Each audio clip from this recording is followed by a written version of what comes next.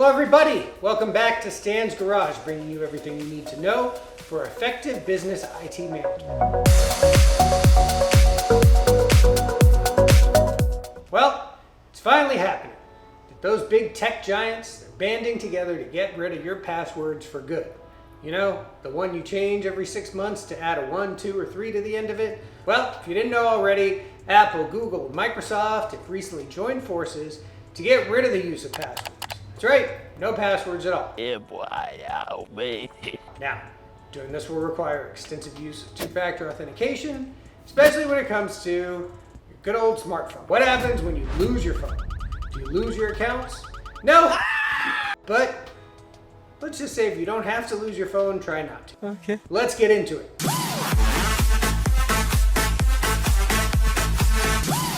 Apple, Google, and Microsoft are pushing for a world where passwordless logins are available across all platforms on all devices. The goal of these joint efforts is to drastically reduce the amount of data breaches and account hacks happening every single day. Apple, Google, and Microsoft announced that they are committing to creating a new industry standard for passwordless logins. And that's probably what you've been hearing about lately, the whole passwordless thing. This idea of a no password sign-in will use one device, be it a smartphone, as an authenticator for your apps, websites, or other digital services. So the smartphone being key to all this. To be able to log into your accounts, you'll simply unlock your smartphone with its designated PIN, pattern, fingerprint, facial recognition, whatever you use to get in. The authenticators on the device then utilize a passkey that is shared between your phone and the site or service you're trying to log into. Now your phone has the ability to get you into any account that you have regardless of the platform. So with that, our question is, what happens to your accounts if, and if really means when, you lose that phone? Well, by now, if you're not already using two-factor authentication on the majority of your logins, you probably should be, to at least get into some of your main accounts, like your banking, social media, even work accounts are pretty commonly requiring some method of 2FA. So when you lose your phone, it's hard not to think worst case scenario.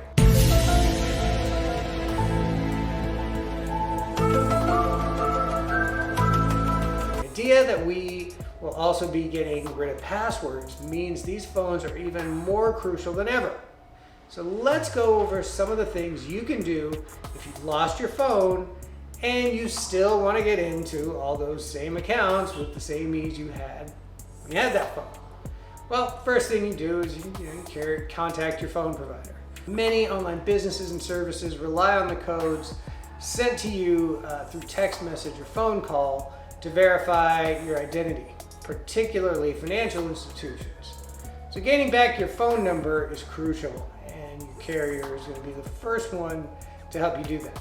Now, if you misplace your phone and are at the point where you know you won't be getting it back soon, the first thing you should do is go ahead and just call that wireless carrier of yours. Their customer support is a good start, but more likely than not, you're gonna have to go into one of their many retail locations. They'll give you faster assistance and they'll be able to verify your identity with some form of government issued ID. Once you get to someone who can actually help you, work with them to determine the best strategy to reclaim that number. This can happen in any number of ways. So if you have that cell phone insurance, they can move your service to likely a replacement phone until you find something that you permanently want to work with.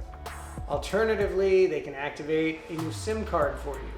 And that chip will have your phone number and you'll be able to use it in a different device compatible with that SIM.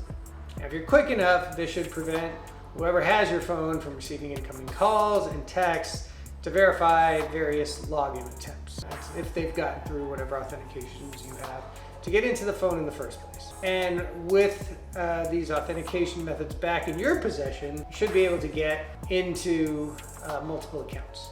Now, the next thing you might want to do is use backup codes. There are several services. They allow you to create a backup code the instant you lose access to your device. Consider this as kind of a last resort. They're usually meant to get beyond other security measures and provide you immediate access to your accounts and information. Those backup codes, usually when you first sign in, they tell you to save these somewhere. Many of you won't, but in the event that you did, they'll help you out. These aren't really passwords though. They basically are a replacement for the two-factor authentication codes they give you. You know, somewhere in the ballpark of 10 of these, and you can use them once to unlock your account in the event of emergency and then establish a more permanent method. But in other words, those codes are important. Keep them safe. Disadvantage of it, like I mentioned, you got to store these things somewhere and be able to use them when you really need them. Now, once you've set up two-factor authentications, companies like Google, Twitter, etc., you'll be able to reestablish that to get into all those services once more. Things like banks and stuff, they're not really using those single-use codes, so you probably end up having to go there to get your accounts unlocked. If available to you, something like Find My Phone, go ahead and lock the device that's out there. Services are going to try to verify your identity by delivering a code through email or text message. You don't want a third party getting their hands on that. So that can be useful if your phone's misplaced, because you could probably still get your email like on a computer or web browser, wherever you might have it. But if your phone is stolen while unlocked, perpetrator will be able to get them, but most phones auto-lock. At this point, you're not doing that. You really should be. So when the phone gets missing, of course, you'll be able to lock it down through whatever platform. At least major Android, iPhone should both be able to be locked remotely. Anyone getting your phone, if they don't have the PIN or password, facial recognition, fingerprint, they're not going to get into it. Like on an Android phone, you go to android.com/find, you select your phone from your account, then you can go to an area in there where you go to secure the device. And you can also give someone a message to call you if they find it, offer a reward, whatever you might be able to do. Similarly on iPhones, you go to your Apple account at iCloud.com. You'll have to verify it on another Apple device, hopefully you have one, but you'll still be able to go to Find My Phone, select the device you want to lock, and you can put it into lost mode. Pretty simple processes regardless of which kind of major platform smartphone you have.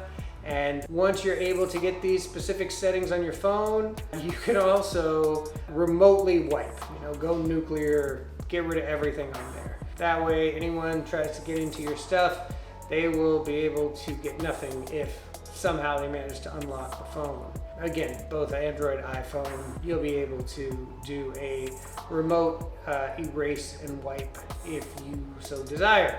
But regardless of the phone you use, you will be asked to confirm your choice before that whole wipe begins. Just be sure you really want to do that before you go nuclear on the thing.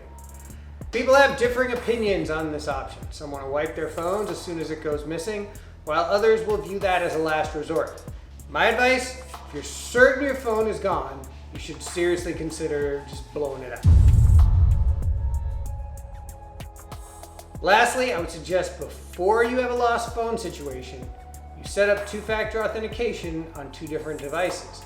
Maybe you have a tablet, some kind of authenticator app you can have on your phone. Microsoft Authenticator actually lets you back up your codes to a Microsoft account. So you might want to consider that. Google Authenticator tends to be a little more popular. But if you ever lose that primary phone, you've got a separate device with your two-factor authentication methods already loaded on it. Something like Keeper also is a password manager that has built-in two-factor authentication. I think a few of the other major ones have it in there as well. You can keep your QR codes handy that you scanned in those two-factor methods to begin with. But again, that leaves them someplace where they could get compromised. Well, hopefully these tips will help you in the event you lose your phone, you rely on two-factor authentication, and of course, there's a lot of your life on it as well. So with the future seemingly heading towards that passwordless reality, it's important we take the necessary steps to protect our devices before anything bad can happen to them. If you're watching this because your phone is gone, I hope these steps will help you get back your accounts. As always, I would love to get your feedback on this. How do you feel about an online world without passwords? Is it something you're going to adopt right away, or are you just going to wait until they absolutely force you? Let me know in the comments below. And if you're in need of some two-factor authentication advice or setup, feel free to schedule a call with me via the Calendly link below. Thanks for watching. Please like and subscribe, and I will catch you on the next one.